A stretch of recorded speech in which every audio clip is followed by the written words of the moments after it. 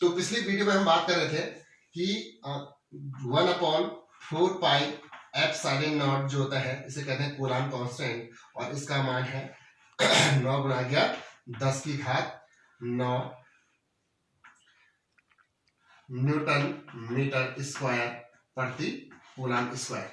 तो 1/4πε0 है, इसका मान है 9 गुणा गया 10 की घात 9 न्यूटन मीटर स्क्वायर प्रति कूलाम्ब स्क्वायर। ठीक, तो जो एप्सिलॉन नॉट है इसको कहते हैं निर्वात की विद्युतशीलता। निर्वात की विद्युतशीलता जो आपके पास एप्सिलॉन नॉट है इसको कहते हैं निर्वात की विद्युतशीलता। निर्वात की विद्युतशीलता, परमिटिविटी, विद्युतशीलता। ठीक, तो इसका मान होता है epsilon not equal to 8.85 into 10⁻⁻12 coulomb square प्रति न्यूटन मीटर स्क्वायर।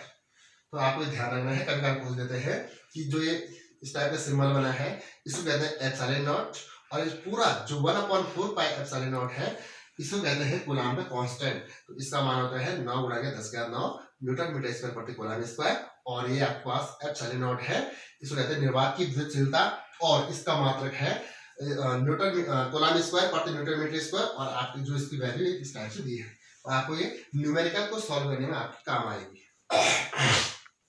ठीक, एक और चीज आपके पास थोड़ा सा बता दूं कि जो हमारे पास फोर्स होता है F विद्युत का अनुपाती होता है दूरी के स्क्वायर की, दूरी के स्क्वायर की विद्युत का अनुपाती होता है। तो यहाँ पे एक चीज आपको ध्यान रखनी है कि जो ये फॉर्मूला है इससे एक एक नंबर के सवाल भी आपको आ सकते हैं। कैसे आएंगे, देखिए हमारे पास ये डिस्टेंस है, ये फोर्स है। अगर हम क्या करते हैं इन दोनों के बीच ग्राफ खींचते हैं, ग्राफ प्लॉट करते हैं इस टाइप से, ये एक्सिस एक्स हो गई, ये आपके पास वाई हो गई, एक्स हो गई, ये आपका साइन हो गया। तो जो ये एक्स डायरेक्शन है इसमें आप 8 और वाई डायरेक्शन में आपका फोर्स। तो जब हम आर और एफ के बीच ग्राफ दिखाएंगे तो इस टाइप का ग्राफ आएगा। ठीक है, तो ये चीज ये ग्राफ ये दिखाता है कि दूरी बढ़ेगी, जब जब दूरी बढ़ती जाएगी तो फोर्स का मान कम होता जाएगा। अब दूरी घटेगी और फोर्स का मान ज्यादा हो जाएगा। कहने का मतलब है, हम बात कर रहे थे जैसे दो चार्ज है, एक आवेशीय है और एक आवेशीय है। अगर हमारा एक आवेशीय Q1 है और ये आपका Q2 है, सपोज टू बी, अगर इनके बीच की दूरी क्या है 10 मीटर है, इसके बीच की दूरी क्या है 10 मीटर। उसी के पास हमारा एक दूसरा और है, ये आपका Q3 है, ये आपका Q4 है। ठीक, और इसके बीच की डिस्टेंस कितनी है 2 मीटर है। अब आपको ये बताना है कि फोर्स इसके बीच ज्यादा है कि इसके बीच ज्यादा है। ठीक है, अब देखो जो ये ग्राफ ये बताता है कि डिस्टेंस जितनी ज्यादा होगी फोर्स का मान उतना ही कम होगा। ठीक, तो जैसे फर्स्ट वाले में दोनों के बीच डिस्टेंस 10 मीटर है, तो और दूसरे वाले में 2 मीटर है, तो 10 मीटर वाले के बीच क्या होगा, फोर्स का मान कम होगा। किसकी तुलना में, इस 2 मीटर वाले की तुलना में। अब कितना कम होगा,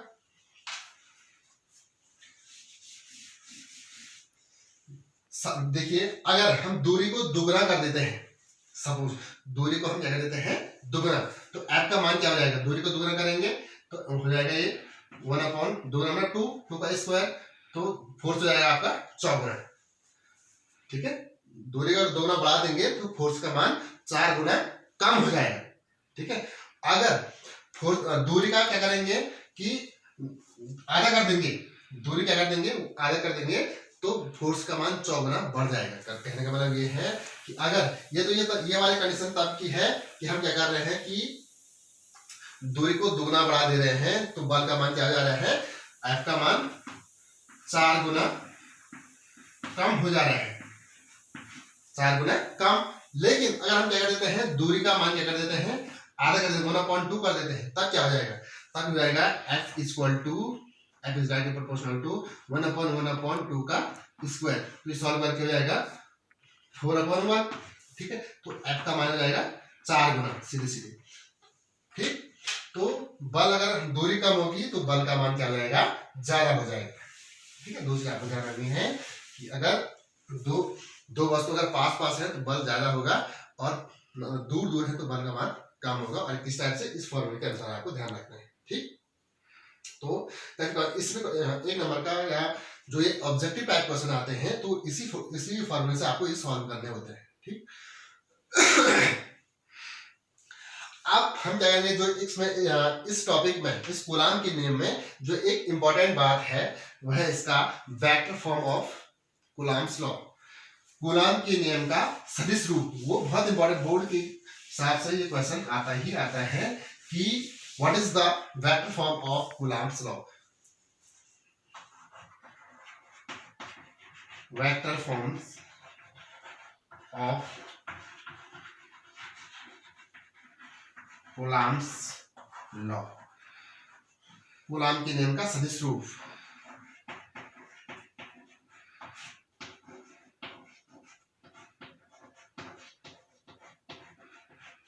कूलाम के नियम का सदिश रूप।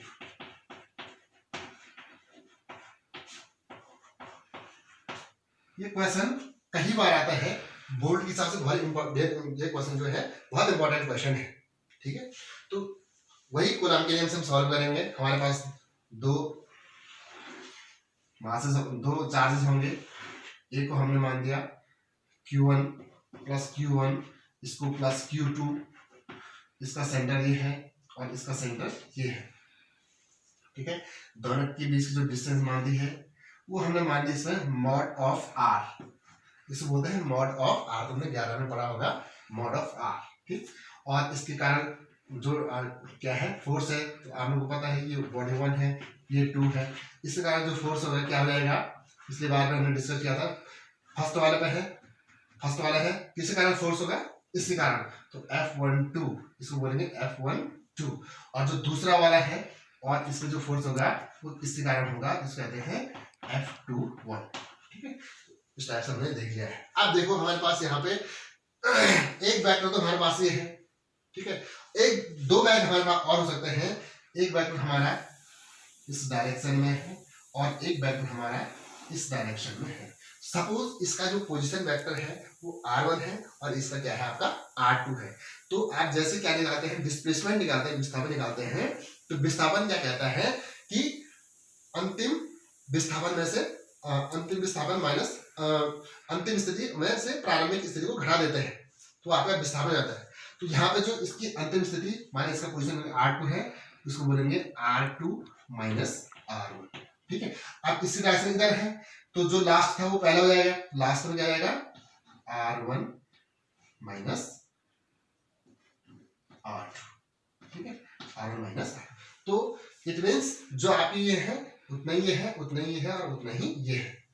ठीक, अब आपको क्या करना है, यहाँ पे कूलाम का नियम निकालना है। कैसे निकालेंगे कूलाम का नियम, वही अगर मान हम इसकी बात करते हैं, इसकी तो F12 कूलाम का नियम लगाते हैं तो क्वेश्चन जो है, माने इसको हम थोड़ी देर के लिए लेते हैं, Q1 Q2 अपॉन R है तो मॉड ऑफ R का स्क्वायर। ये आपके पास कूलाम का नियम है, लेकिन ये कहीं से भी क्या नहीं है, एक सदिश वेक्टर फॉर्म नहीं है, ये अभी अदिश है। ठीक है, इसको हमको वेक्टर करने के लिए, हमको क्या डायरेक्शन देने के लिए हमको जरूरत पड़ती है यूनिट वेक्टर की। किसकी जरूरत पड़ती है, यूनिट वेक्टर की। ठीक है, तो हमको यहाँ पे क्या चाहिए, एक यूनिट वेक्टर चाहिए, यूनिट वेक्टर यानी कि एकांक सदिश हमको यहाँ पे चाहिए। ठीक है, हम जानते हैं कि आप किस 1 की बात कर रहे हैं, F12, तो आपका F12 की बात करेंगे तो हम इसमें इस वाले को लेंगे। ठीक, अब क्या हो जाएगा पास आपके पास F12 is equal to K Q1 Q2 upon mod of R का स्क्वायर। आप देखो यहाँ पे मॉड ऑफ लेना है आपको, तो आप क्या करिए, 1 के कारण हो रहा है, इसको लेंगे R1 माइनस R2। अब आप इसका मॉड निकालेंगे, इसका आपको करना है एक एकांक सदिश का साइन है। ठीक, अब एक और चीज है, जैसे हमने कक्षा 11 में यूनिट वेक्टर पढ़ा है, वो इस टाइप से है, माने ए का कोई यूनिट वेक्टर है तो इसका यूनिट वेक्टर होता है vector A upon mod of A. ये यूनिट वेक्टर निकालने का एक फॉर्मूला है। तो सपोज आपके पास क्या है, ये यूनिट वेक्टर है, तो हम इसको क्या लिख सकते हैं, इस हिसाब से हम इसको लिखेंगे F12 is equal to K into Q1 Q2 upon mod of R का स्क्वायर। आप इसको क्या लेंगे, इसके हिसाब से इसको लिखेंगे R1 vector minus R2 vector upon mod of R1 minus R2। ठीक है। अब एक और चीज है कि हम कह रहे थे यहाँ पे कि एक खास बात ये है कि जितना मॉड ऑफ R होगा उतना होगा mod of R1 minus R2 और उतना ही होगा R2 माइनस R1 का मॉड। ये तीनों की तीनों क्वांटिटी आपस में क्या है, बराबर है। ठीक है। अब इसको हम क्या करेंगे, सॉल्व करेंगे। तो इसको क्या लिख सकते हैं, F12 इज इक्वल टू हो जाएगा आपके पास K into Q1 Q2 upon, आप देखो मॉड ऑफ R क्या लिख सकते हैं, R1 माइनस R2 लिख सकते हैं और mod of R2 minus R1 भी लिख सकते हैं। तो हम क्या लिखेंगे R1 माइनस R2 का मॉड का स्क्वायर और यहां से हो जाएगा आपके पास R1 का वेक्टर माइनस R2 का vector upon mod of R1 minus R2। ठीक है, इतना हो गया।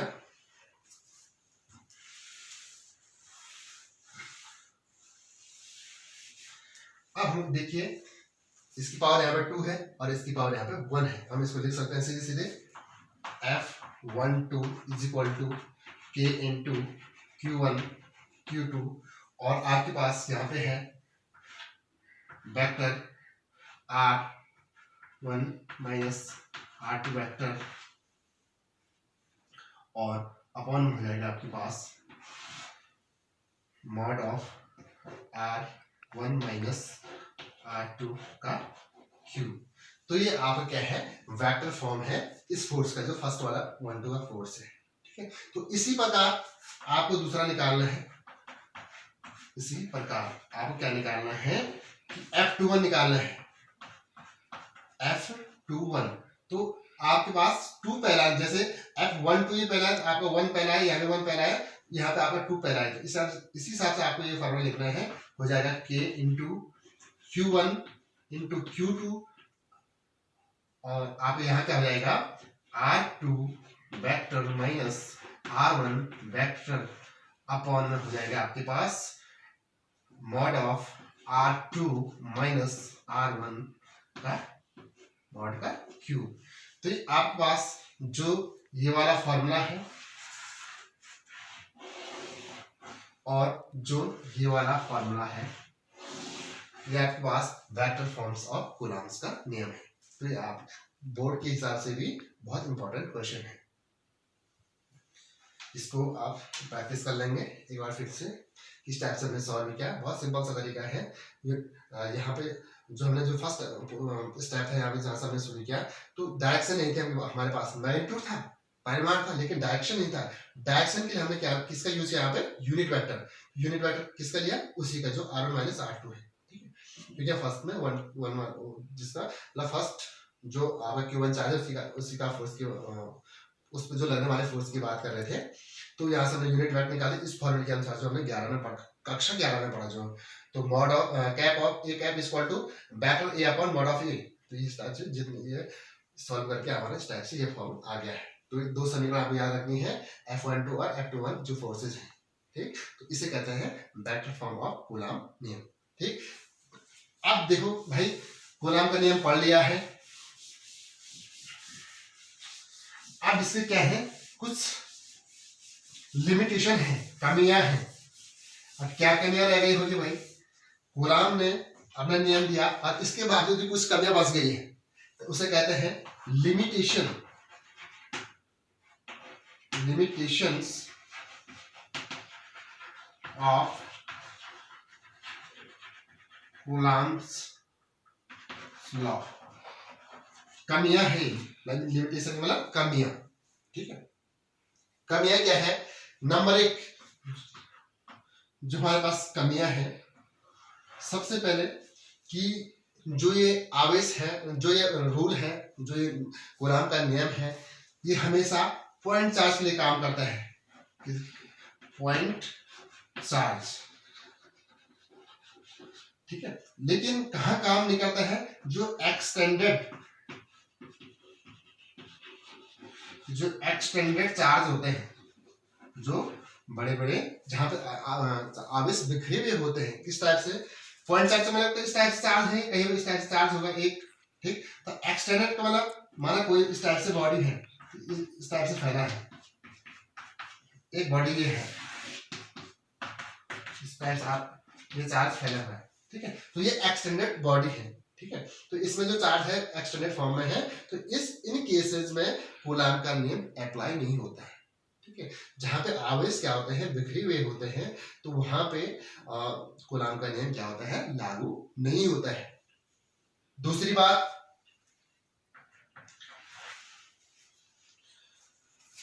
जो इसकी दूसरी कमी है, ये काम करता है, जो दूसरी कमी है इसकी, माना सपोज एक चार्ज ये है और एक चार्ज ये है, ये इसको भी माने ये प्लस Q1 है और ये प्लस क्या है? Q2 है। तो ये भी किस में है? रेस्ट में है, और ये भी क्या है? रेस्ट में है, विराम में है, दोनों क्या है? स्थिर अवस्था में है। स्थिर में है तब जाके काम करेंगे। अगर दोनों अगर मोशन में होंगे, अगर ये यहाँ पर कूलम्ब का नियम क्या है? वैलिड है। अगर यहाँ पर अगर ये क्या होता है? मोशन में है, और ये भी अगर क्या है? गति में है, तो यहाँ पे कूलम्ब का नियम नहीं लगा सकते, ठीक है। और एक और खास बात इसमें, अगर दोनों में से एक रेस्ट में है, एक क्या है? एक रेस्ट है और दूसरा मोशन है, अगर दोनों आवेशों में से एक स्थिर है और एक गति में है, तब भी क्या होगा? कूलम्ब का नियम लागू हो जाएगा, ठीक है। तो ये इसकी कमियां हैं। तो 3 कमियां हमने आपको बता दी है। पहला है कि जो ये पॉइंट चार्ज में काम करता है, और जो एक्सटेंडेड चार्ज है, जो बड़े बड़े आवेश होते हैं उनमें ये, जहां पे आवेश बिखरे हुए अवस्था में होते हैं, वहां पे कूलम्ब का नियम नहीं लागू होता है। दूसरा ये है कि कूलम्ब का नियम तभी लागू होता है जब 2 पॉइंट चार्जेस क्या होते हैं? रेस्ट में होते हैं, ठीक है। और अगर दोनों मोशन में होंगे, तो तब आप क्या होगा? कूलम्ब का नियम वैलिड नहीं होगा, ठीक। अगर रेस्ट में, अगर एक रेस्ट में है और दूसरा चार्ज क्या है? मोशन में है, और इस कंडीशन में भी कूलम्ब का रूल क्या होता है? लागू होता है, वैलिड है, ठीक है। तो लास्ट एक और चीज इसमें है, एक लिमिटेशन आपको 2-3 है, इनको याद कर लेना। आप देखो भाई, तुमने कक्षा 11 में इसी टाइप का एक फॉर्मूला पढ़ा है। यहाँ हम बात कर रहे हैं कूलम्ब के नियम में कि Fe का मतलब है इलेक्ट्रिसिटी, इलेक्ट्रोस्टैटिक्स। तो इसमें जो बल आपने पढ़ा है कूलम्ब के नियम का फॉर्मूला सिंपल वाला Q1 Q2 अपॉन R²। और इसी टाइप का फॉर्मूला तुमने कक्षा 11 में पढ़ा है गुरुत्वाकर्षण का नियम, इसमें Fg, ये है G m1 m2 upon R²। याद आ रही होगी कुछ आप लोगों को? कक्षा 11 में न्यूटन का गुरुत्वाकर्षण का नियम आपने पढ़ा है, उस टाइम पे सेम है, ठीक है। देखिए इन दोनों में क्या है? क्या समानता है? सिमिलरिटी, समानता क्या है, और क्या इसमें असमानता है? 2 चीजें आपको ध्यान रखनी है। तो जो समानता, जो कूलम्ब का नियम और न्यूटन का जो गुरुत्वाकर्षण का नियम है, दोनों में एक समानता है। नंबर 1 जो समानता है, ये क्या है? दोनों के दोनों व्युत्क्रम वर्ग का नियम, व्युत्क्रम वर्ग के नियम का पालन करते हैं, नियम का पालन करते हैं,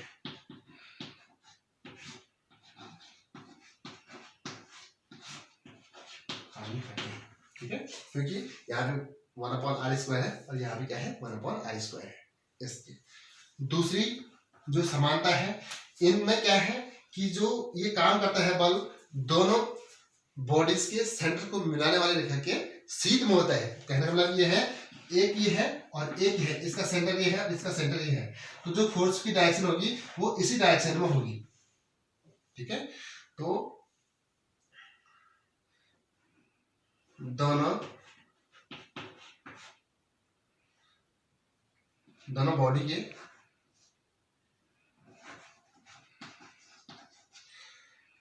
केंद्रों को मिलाने वाली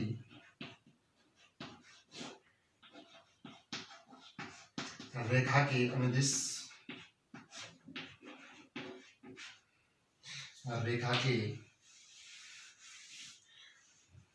अनुदिश कार्य करता है।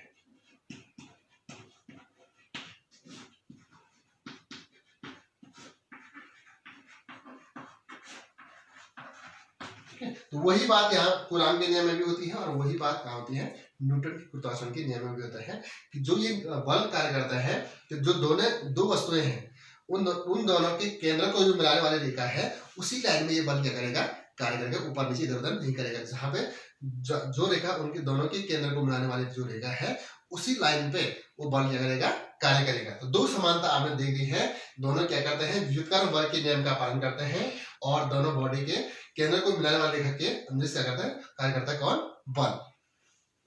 आप देखिए असमानता, समानता तो है, कुछ असमानताएं भी है भाई। क्या असमानता ये होगी, असमानताएं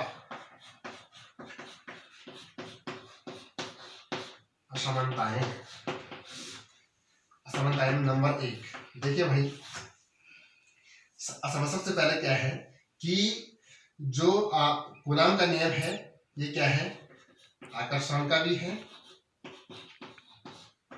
और प्रतिकर्षण का भी है। मीन्स सहयोग का भी है तो वियोग का भी है, दो चीजें हैं।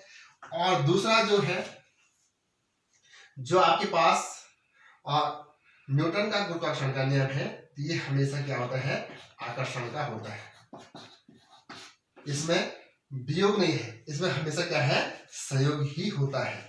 ठीक है, तो एक असमानता ये है कि जो कूलाम का नियम है वो आकर्षण का भी होता है और प्रतिकर्षण का भी होता है, जबकि न्यूटन का जो गुरुत्वाकर्षण का नियम है वो सिर्फ किसका होता है, आकर्षण का होता है। जो Fg होगा वो सिर्फ क्या होगा, आकर्षण का होगा। ठीक, अगली जो डिफरेंस है इसमें कि एक खास बात और है भाई कि जो आपके पास Fg है, Fg मतलब जो न्यूटन का गुरुत्वाकर्षण का नियतांक है वो क्या करता है, माध्यम पर निर्भर नहीं करता है, माध्यम पर निर्भर नहीं करता है।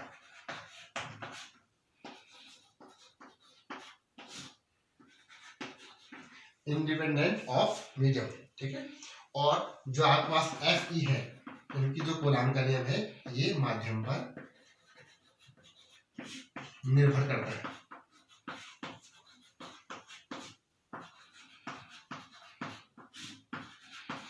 ठीक है, तो आपने देख लिया है असमानताएं। पहला असमानता है कि जो कूलाम का नियम होता है वो आकर्षण का भी होता है, प्रतिकर्षण का भी होता है, और जबकि न्यूटन का जो गुरुत्वाकर्षण का नियम होता है वो ओनली आकर्षण का होता है, यहाँ पे प्रतिकर्षण नहीं होगा।